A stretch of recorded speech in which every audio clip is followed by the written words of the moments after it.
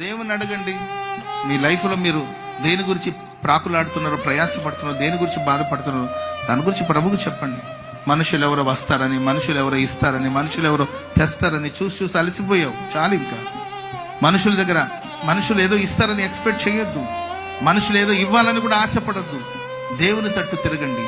ఆ సంగతి ఏదో ప్రభువుకు చెప్పండి. ఆమె చెప్పండి గట్టిగా. అది ఫైనాన్షియల్ ప్రాబ్లం కావచ్చు, ఆర్థిక సమస్యలు కావచ్చు, ఆరోగ్య సమస్యలు కావచ్చు, కుటుంబ సమస్యలు కావచ్చు, పిల్లల సమస్యలు కావచ్చు, అది ఏదైనా కానీ ఆ సంగతిని ప్రభువుకు చెప్పు. మనుషుల చుట్టూ తిరగడం మాను. మనుషుల వైపు చేతులు చాపడం మాను. దేవుని ప్రజల చేతులు ఎల్లప్పుడూ పైనే ఉండాలి. ఇది నమ్మాలి మనం. స్తోత్రం చెప్పడం గట్టిగా. ప్రియులారా, మనం ఏది వెతుకుతున్నామో అది మనల్ని వెతుకుతుందంట. ఆమె చెప్పడం గట్టిగా. నీవేదో ఒకటి వెతుకుతున్నావు, నీ భవిష్యత్తు కోసం ఏదో నీవు డీప్గా వెతుకుతున్నావు, ఎదురు చూస్తున్నావు, అది నీ కోసం ఎదురు చూస్తుంది. హల్లెలూయా, హల్లెలూయా. గట్టిగా కోరుకోవాలి. యేసుప్రభు నీవు కోరినట్టే నీకు, అవును నీవు కోరుకున్నావు, నీకు అలా జరుగుతుంది. అది నీవు గట్టిగా కోరుకోవాలి.